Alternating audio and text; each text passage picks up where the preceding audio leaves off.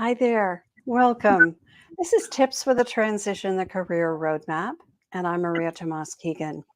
I created this show to share resources, tips, and practical strategies that help women navigate life and career changes and challenges, and most importantly, to know that they are not alone.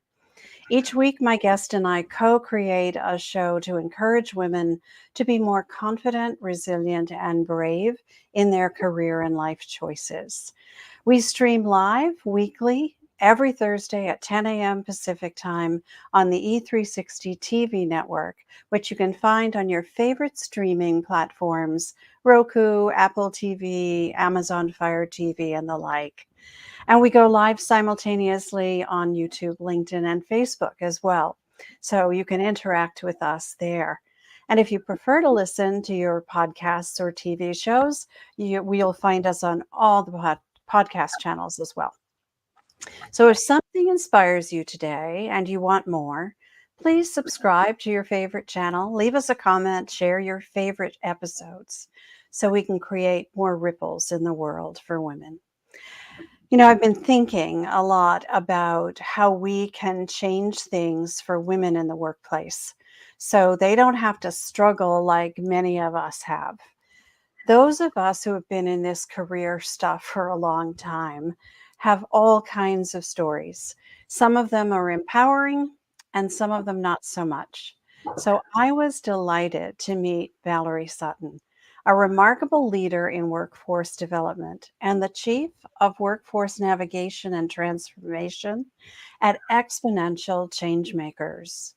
Valerie's mission is to empower professional women in the early stages of their career, helping them navigate the ever-evolving workplace, break down barriers, and propel their careers forward.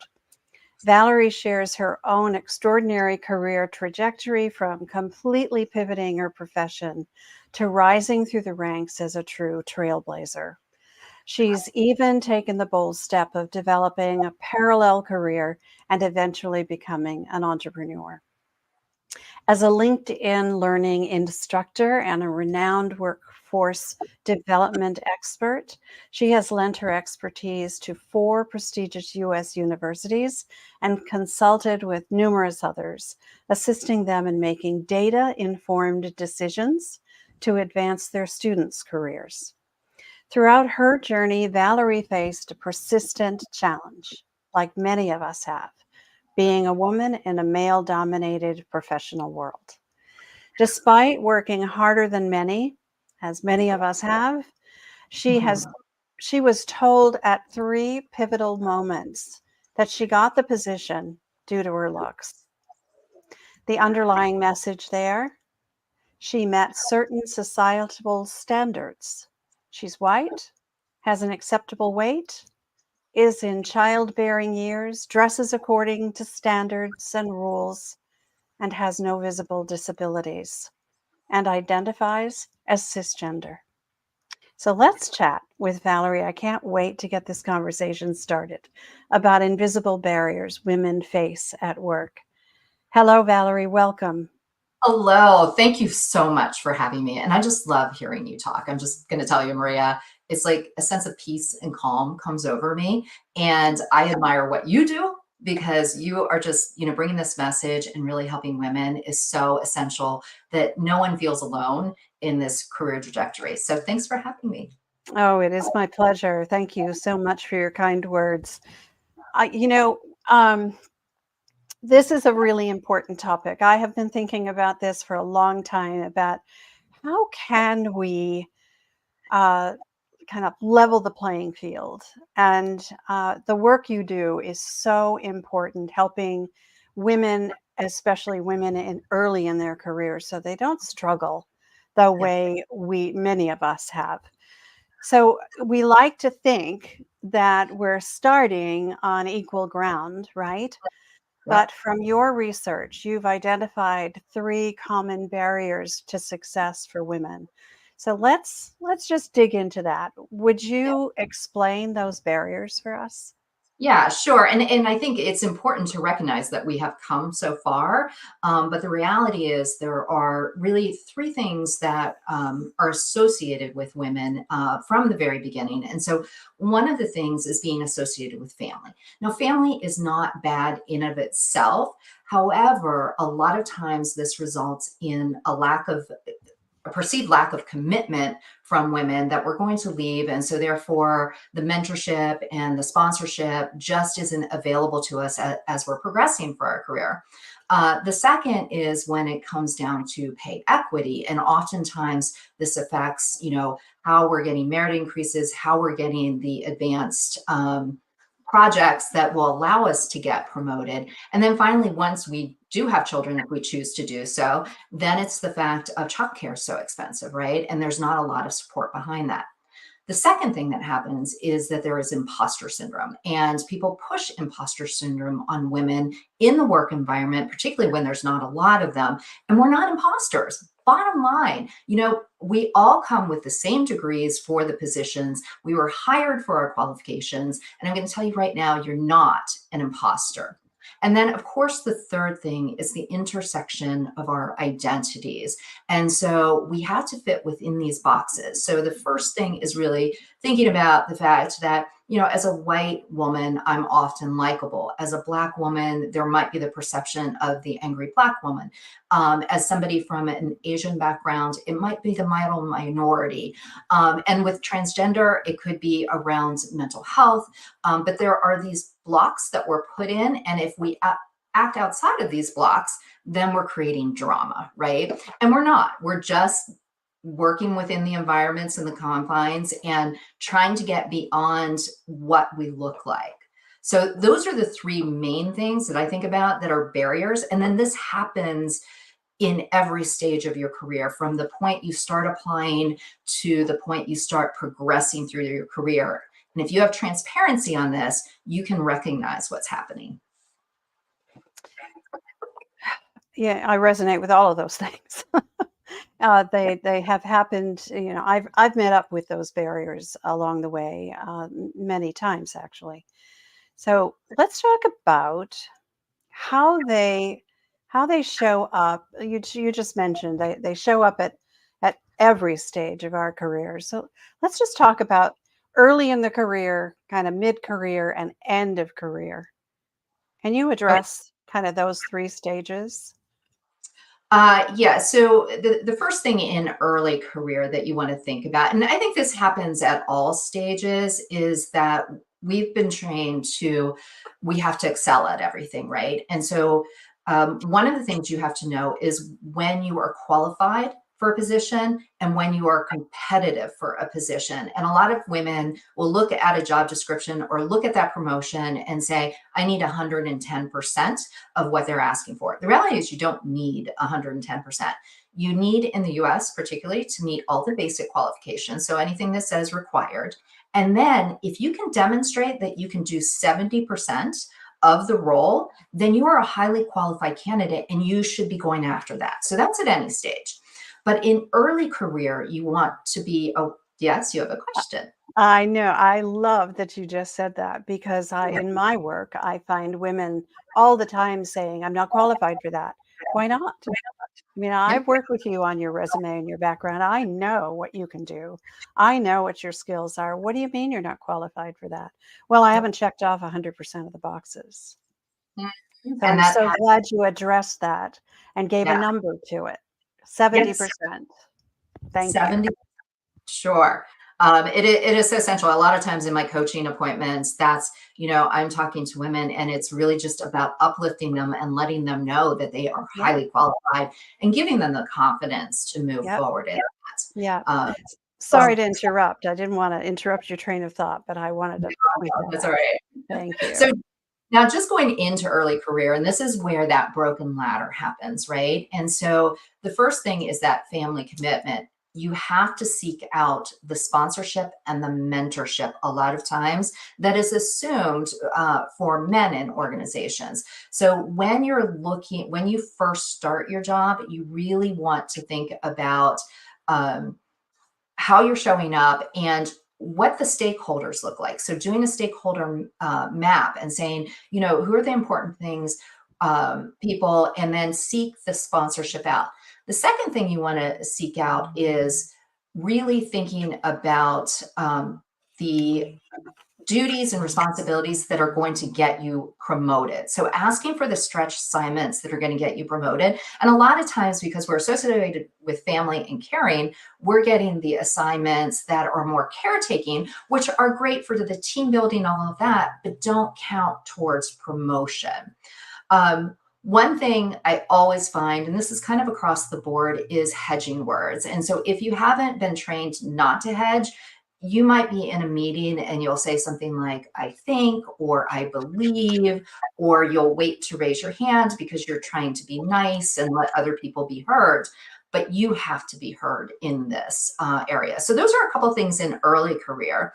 And then in mid-career, if you've missed that mentorship and sponsorship, that puts you a little bit behind. And so you want to think about that same type of thing as you're in your mid-career, and ask for the promotions. Again, going back to the whether you're qualified or not, you want to ask for the promotions. You want to put your hand up anytime there is a stretch project that's going to advance your career. So those are just a few tips that I would have to get folks started in thinking about, hey, why am I being held back? It's not me, it's the systemic issues, but how can I counter those systemic issues that are happening? Yeah, so that was a great bridge because to my next question, because I was just thinking about what are the barriers? How do we mitigate those barriers? How do we get around them, jump over them, and not get stuck behind them? Yeah, that's such a good question because a lot of times when I'm in my coaching, folks are like, is it me or is it the system, right? And a lot of times it's the system that's actually hurting you. And so you want to recognize when it is the system. So I always say to my early career folks, look around you and look at the tasks that are assigned. So, what are those promotable tasks? Understanding those, and then seeing how they're actually assigned can tell you whether it's a systemic issue or if it's just a you issue. So, if you see a lot of people that are getting it's distributed pretty evenly, there's transparency in how assignments are given, then it's probably something you need to work on in your own career.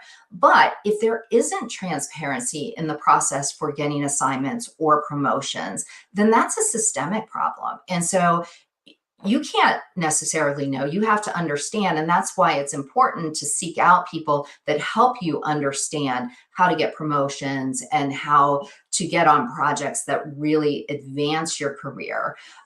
So I think it's looking at that really big picture and understanding what that big picture is, then looking at the policies and saying, what policies support me to advance your career, whether it's a woman or a man?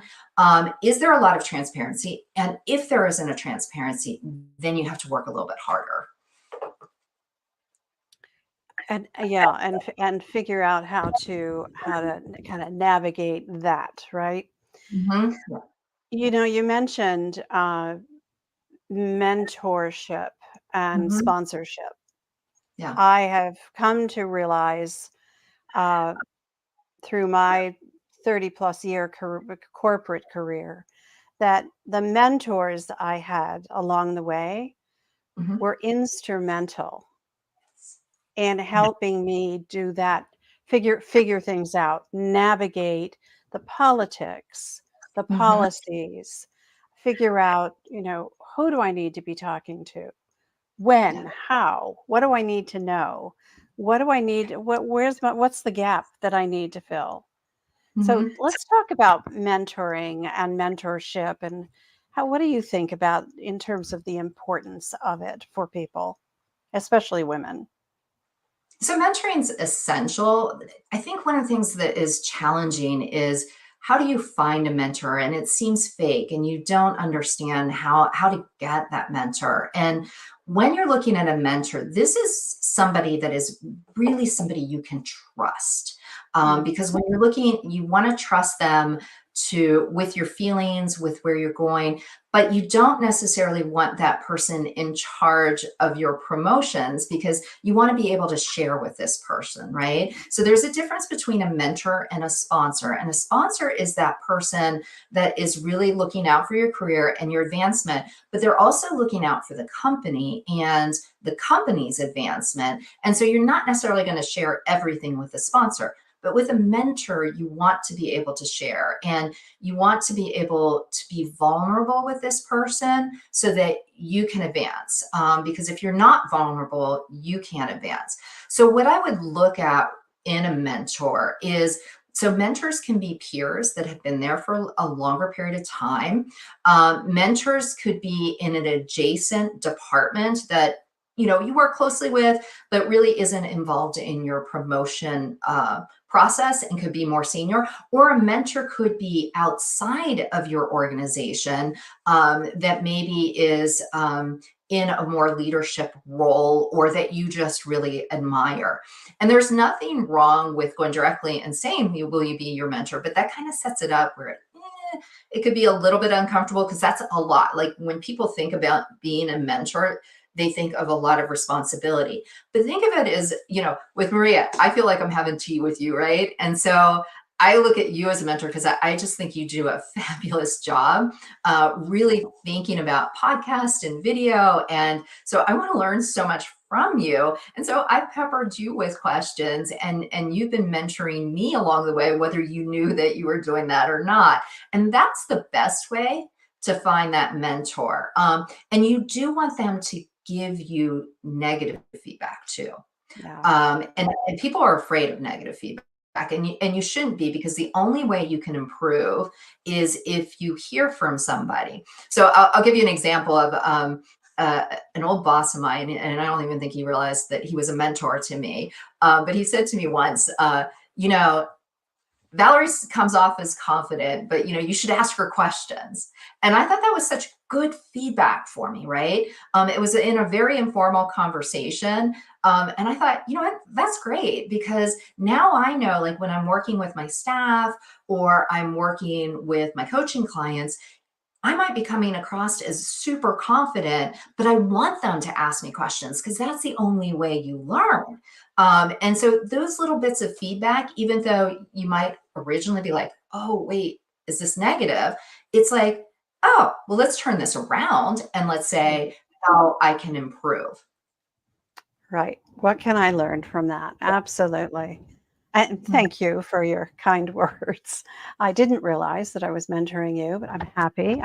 I've been a mentor for many years, and I think it just it comes naturally to Yes. some to just share, and that's really all it is, right? Sharing experience, sharing expertise, being open about, you can ask me anything. If I don't know, I'm going to find out who does. And for me, mentors are, you said the very first word you said was you need to trust them. Mhm. They need to walk their talk as well, right? They need to, you need to admire them for the fact that they show up Mhm. authentically, Yeah. and you can mirror Mhm. their great attributes and learn from that. So Yeah. yeah, mentoring is, I love doing it. I've done it for years. I love it. Yeah. And I love it because I've gotten so much from the mentors in my life. Yeah. Well, and Or you give such a, I'm going to say, you give such a sense of peace and calmness to your advice. And so, and this is one of the things that I really love about your podcast, because, informally, you might not be mentoring directly one-to-one, but you are mentoring one to many, right? And so I Mhm. think that's important. And then I also think, one of my favorite colleagues, Monica Higgins, she created a theory around developmental networks. And one of the things with developmental networks is you need all sorts of folks in your life. And so, I talked about sponsors, we talked about mentors. You also need cheerleaders in your Oh life. And yeah. so they not know anything about your career, but they're behind you and saying, you can do this. And I know you Right. can do this. So they might Right. not be giving you expert advice, but you need those folks too.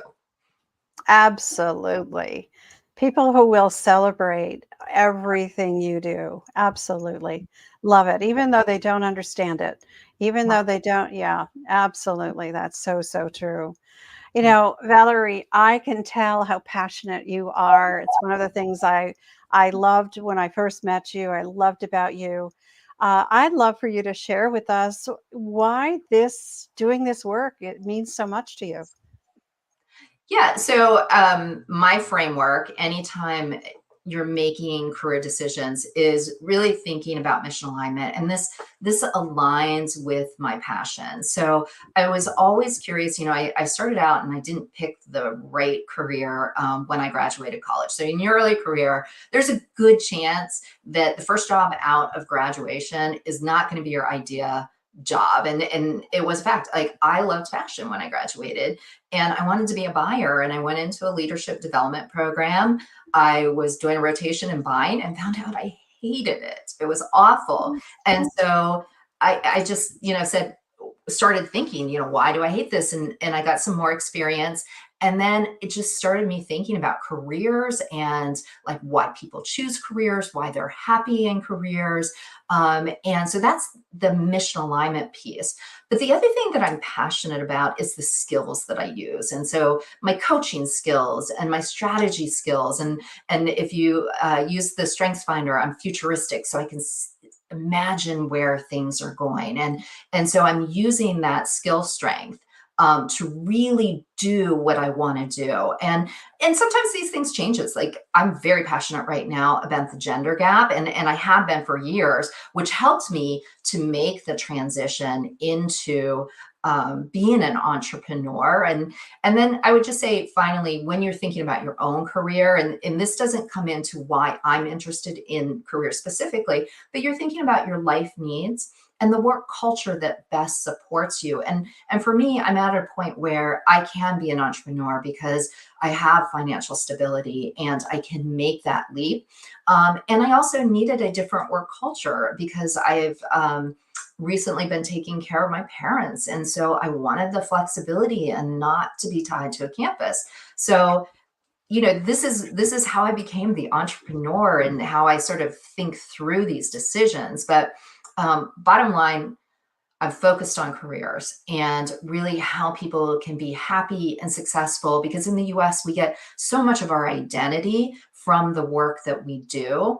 And so it's so important to me that somebody that is spending, at least a third of their life doing something is doing something they love, or they know why they're doing it, and they get value outside of work. So it's sort of that balance. We are kindred spirits, Valerie. I think that's why we connected so quickly in our conversations. So I believe the same things. You know what I do notice though sometimes, and I experience this in my career. Wonder if you have, Mhm. where other women aren't as supportive as we might like them to be of the other women in their world. So in what ways can we get better at Mhm. supporting other women at work? Yeah, and I think that so first of all, I want to say it's okay not to necessarily support other women in their work, because that's sort of working outside of the box of likability, right? And sometimes you don't necessarily get along with somebody or click with somebody. However, the one thing is that we do need to support other women at work. And it's important for us to recognize, that pulling a person up doesn't take away from any experience we have. And so there's like this tall poppy theory that is out there, and it's also the tokenism theory that's out there. And my philosophy is, by helping other women, they help you. Now, there are a couple of strategies that you can think about, and one of the things is, it's really hard to be heard at meetings, because we're, again, systemically taught to be likable. And so like we'll put our hands up to make a point, and then we're ignored, we're over talked. And so calling somebody out when they have their hand up and saying, hey, I want to make sure that Maria is heard in this conversation, and you've been waiting to say something, right? The second thing is reinforcing in a meeting when it is a woman's idea, because a lot of times ideas get passed around desks. Like you come up with the initial idea, and then it's passed around the table, and then it ends up being somebody else's idea. And you want to make sure that you bring it back to the person that was the original idea, or building upon Maria's thoughts on this particular area. I would like to talk about this.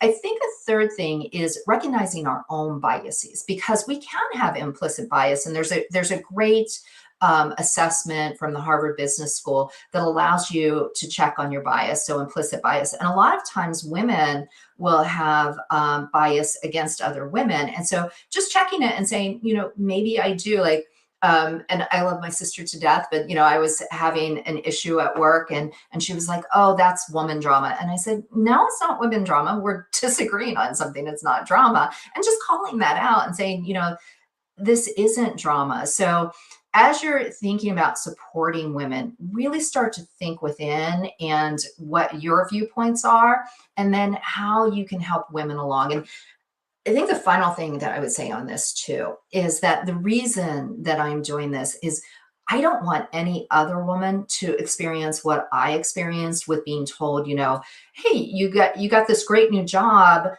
because you looked good. And I'm like, I work really hard, and I want every woman to recognize that they're working hard and their work is valued. And so just keeping that in mind and bringing the next generation up is so essential. I think you're so right. And I, those are some of the words that I hear all the time. I can remember them well from my career, Mhm. as well as the sense of feeling like the work we do is Mhm. valued, and that the ideas we have to share are heard, they're Mhm. considered, and whether they are implemented or not Mhm. almost doesn't matter, as long as there's good reason for that, right?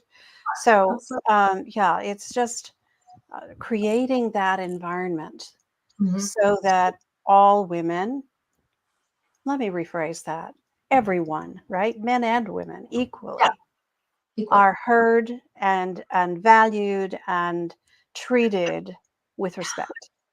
Yeah, absolutely. And when this happens in the work environment too, it actually increases success in the work environment, because I you have agree. more engaged employees when folks feel that they're actually heard and they're Yeah. recognized for the work that they do.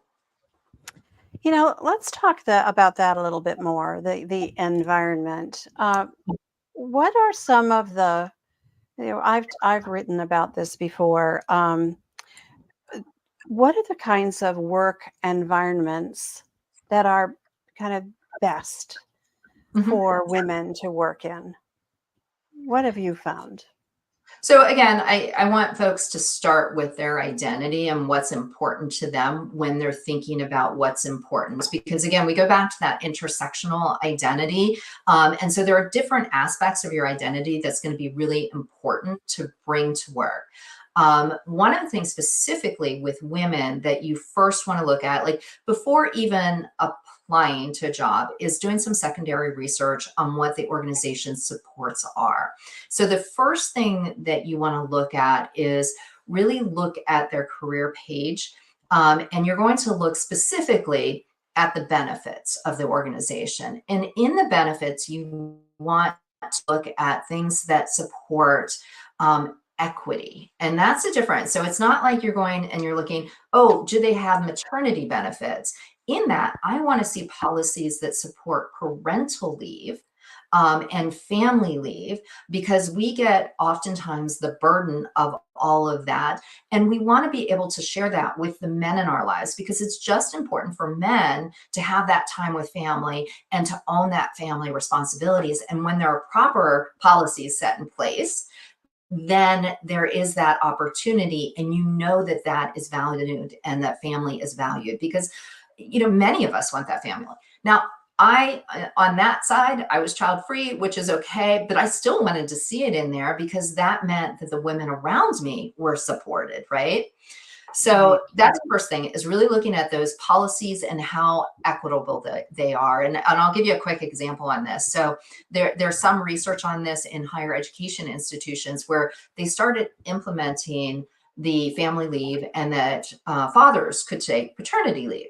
But they had to rethink that particular policy, because what was happening is that these fathers were taking off and continuing their research and still working, but getting their teaching load off so that they were advancing more quickly. So if they are taking the paternity leave, they should not be working to advance their career. It should be for that family time. So really look at those policies. The second thing is that you want to look at benefits that are supportive of having a family. So is there childcare? What kind of supports are there around that? There's all sorts of things.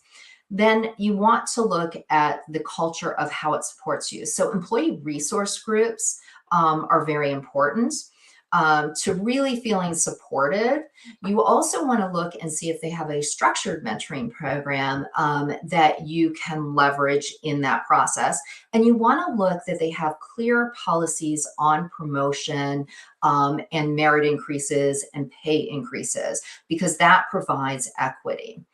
Now, from a work culture standpoint too, you want to look at, are there folks like me? Do I need to see people like me in the organization, or am I okay to be a trailblazer? But if you are that person, look at the number of females that are in upper level positions that you can look to for mentorship and sponsorship as you're going through the process.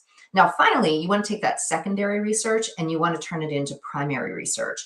And so you want to interview folks before you even apply. It's called informational interviewing, and ask questions based on what you need. And I was working with a friend of mine a long time ago, and you can ask questions in a behavioral based way, and it's really hard for folks to lie about it. So tell me how maternity or family leave works here.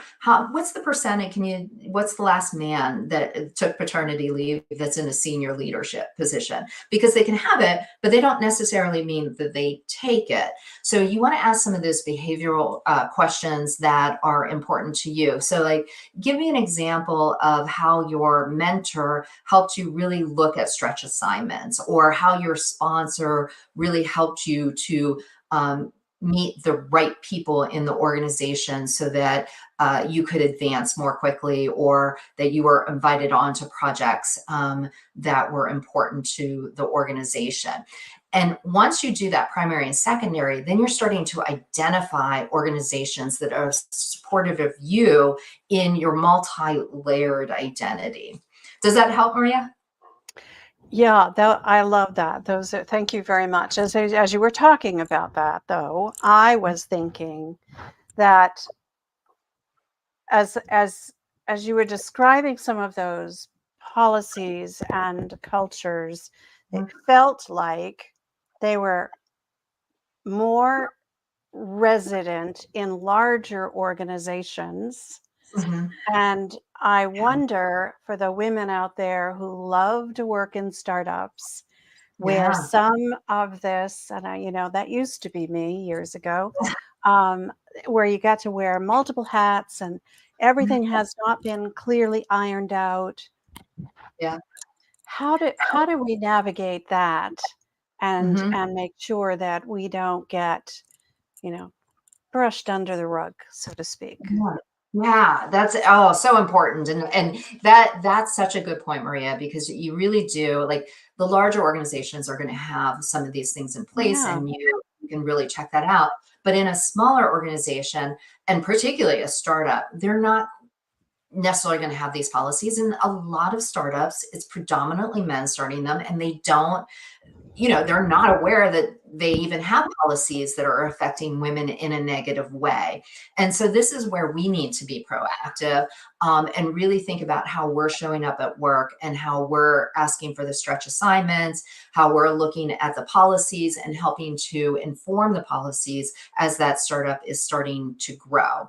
So the first thing that I would look at is, if you're entering an startup or even just a smaller organization, is if there isn't a lot of representation for women, is getting support around yourself for being able to navigate some of the things that are going to happen. So there may be some microaggressions that folks aren't even aware that they're saying. Like I remember one time I had a colleague. One colleague was like very into Salesforce, and another colleague, and he could say anything, but if I was too exuberant, I was shoving it down people's throat, right? And so you're getting teeny microaggressions. And so you just need that support outside of the work environment to say, you know what, that was not right. And, here's how you might approach it, or just even to be heard, right? So that you can navigate it. The second thing is looking at a stakeholder map and saying, who are the folks that are important here? Because I need sponsors in this organization to help me navigate in to get to the next level. But your mentor might be outside of that organization helping you sort of navigate it. And then I would say too, thinking about starting, depending on the size of the organization, you might want to start an employee resource group. And so you might want to start a women's group within the organization to talk about these issues. And then knowing that stakeholder map, who makes the decisions about the policies, and saying, this is important to start putting this policy in place so that women can navigate this successfully, and move through their career. And the last thing I would say is be careful of those three barriers that I've talked about, and understanding when you're getting the caretaker task. If you love the caretaker task, it's okay to say yes to that, but do not ignore the tasks that actually help you to advance, or be able to turn down the caretaker task in a likable way, right? Where you can then take on the stretch assignments that really help you to get promoted. So those are just, some of my ramblings and thoughts around working for a smaller company or a startup. I love that. It's like, you often find yourself in that trailblazer Mhm. role too, especially if you are a single woman in that environment Mhm. or Yeah. one of few. Mhm. Then hopefully finding camaraderie among the women in the organization, and forming Yeah, that group, so for sure. that you can brainstorm ideas, you can bring a collective view to the organization for new ideas. Yeah, because as you're speaking about this, I was coaching somebody, and they had that very situation. They're like, is it me? Or is it the organization? And because she could come to us in Exponential Changemakers, we were to say, it's the organization, it's not you. And here's why this is happening. And so it was a situation where somebody at the same level, which was the lead of the project was a male, and then there was one other male team member, and then three women.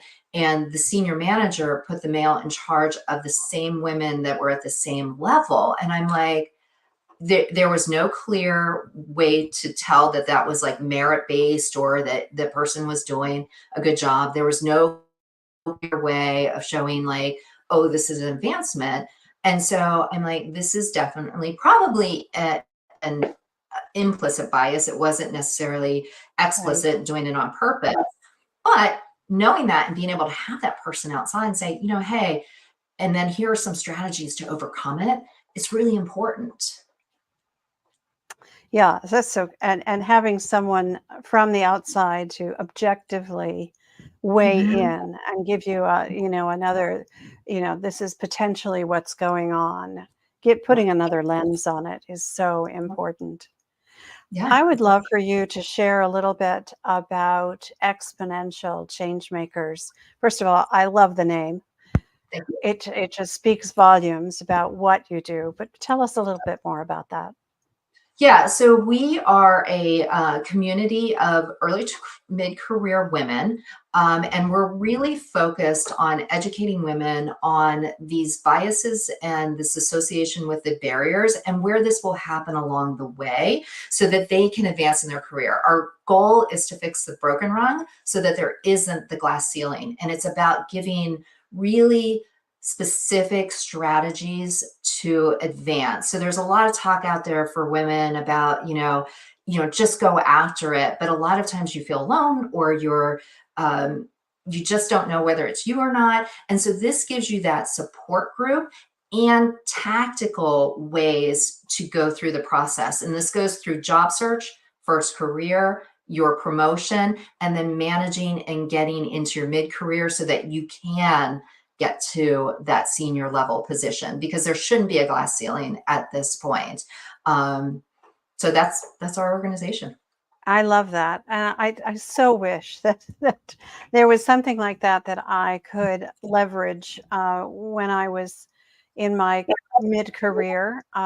So yeah, I love that. I love what you're doing, and I encourage everyone who is watching or listening to check out Exponential Changemakers and see what they're doing and see if that's a group that that might serve you well and you might like to get support from. So, Valerie, I've loved this conversation. I love having you here and all that you do for women in every stage of their careers. The information you've shared with us, I think, is insightful, and I hope it's getting women to think differently about what the possibilities are for them. So, as we always do at the end of this show, we call it Tips for the Transition for a reason.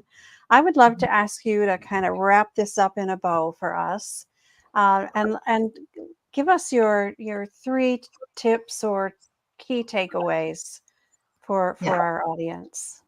Yeah. So the first place is always to start with yourself, because, you want to really bring your full identity to work. And again, I talk about the working identity framework.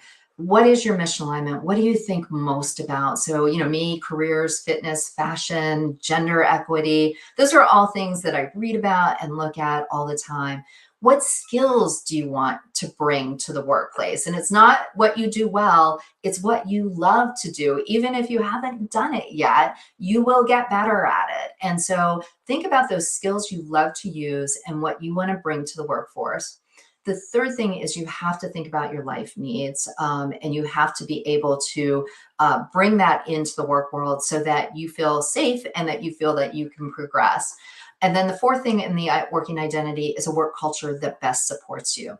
Once you have these things in place, this is going to help you to choose well, and to get to that first, second, or third job that really is supportive of you. The second thing is understand the barriers that you may face. And these are systemic things. This is nothing about you, it's just systemic. And understand there are things that are outside of your control from a systemic say, but you can build strategies to do that. So in that second phase, think about where you might be hedging or where you might be trying to be more likable, and just really understand that so you can build strategies to get you to the next level. And then the third thing that I always recommend to people is that they really understand what progression means to them. And so a gap analysis is a great tool throughout your career to really understand, what do I need to build to get to the next level? And so that can really help you to continue to grow, because with the future of work right now, you have to continue to learn. And so it's really important to use that tool. So those are my three tips. I hope those are helpful for you. I love that. That's so powerful, every single one of them. And it reminds me of kind of a simple way I help my clients to uh, think about what it is they need, right? Mhm. So the Yeah. first thing they need to know is who they are. Who are you now that things are changing, that you're changing? Who are you now and who do you want to become? There's the gap, right? There's Yeah. the gap you need to bridge, right? And you know what? That's such a good thing because I just want to point out it's you change over a lifetime, right? And so Absolutely. your values change. Like I just changed, I've been taking care of Right. my parents and that completely pivoted my career. That's right. That's right. And it has an influence. So you said it earlier that we spend one third of our waking hours on average Yeah. at the work we do for a living, right? Yeah. That is just, it's a third of our lives, but it's Mhm. not a third of our life, right? Good point. Yes, love that. There are so many facets in our life, but the Yeah. work we do and the time we spend doing it and the stresses that come from it have a huge impact on all the other areas of our Mhm. lives. Yeah. So, being really conscious about what it is we care most about at the Mhm. moment, right? Because it does change. We evolve, Yeah. circumstances evolve, the Mhm. organizations we work within evolve, and they may not evolve in the same way. We used to be like this, but now we're like this. That's We a need to right. recognize that. And Yes, we when do. things become misaligned, it's Mhm. important for us to think about, so what do we want to do next? What do we want to do about that? Do we Yeah. want to tolerate this or do we want to do Mhm. something about it? Right. And And there are things you can control and things you can't control, but take absolutely, ownership of those things you can control. absolutely. Recognizing that is so important. Yeah. So I love that we've had this conversation today, Valerie. It is an important one, and I hope that our audience has gotten some important tips and thoughts. Just think differently Mhm. about the way they are approaching their own careers and indeed their lives. So Right. um, I want to thank you so much for being here, and I know that many in our audience are going to want to reach out to you. So I Sure. would love for you to tell us the one best way for them to do that. What is that? The one best way is to log on to Exponential Changemakers, and you will find our membership. I would encourage you to join.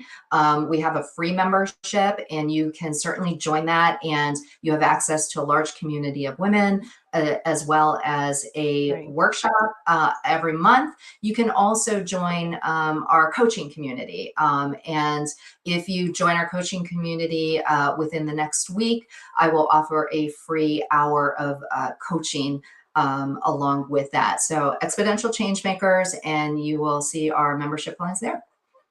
That's amazing. I hope everyone takes you up on that offer. You'll be a busy lady if they do. I, I hope so. Valerie, thank you again. Thank you so much for being here today. Maria, I can't thank you enough. I do think of you as a mentor. And from the moment I met you, you just are an amazing coach. You bring such peace. And I just love how you are mentoring many women just with your show. So we appreciate you. Thank you. Oh, thank you very much for saying that. And for those who are watching and listening, I appreciate that you're a part of our community as well. So if you enjoyed this episode, please subscribe, leave a comment, click a star, let us know what you thought, and please share it because the more women who see these shows, these resources that we create, the more people we can help. And as a career and life coach myself, I work with women to help them navigate challenging times more quickly and more gracefully. So if something in this episode resonates with you and you'd like a fresh perspective, reach out. Let's talk. Reach out to me, reach out to Valerie. The links to connect with us are in the show notes below. And then let's meet again here next Thursday and every Thursday at 10 a.m. Pacific time on E360 TV network for another inspiring conversation. Because you know what? I believe it's our time to thrive. So let's thrive together. Till next time, I'm Maria Tomás-Keegan, helping you turn transition into triumph.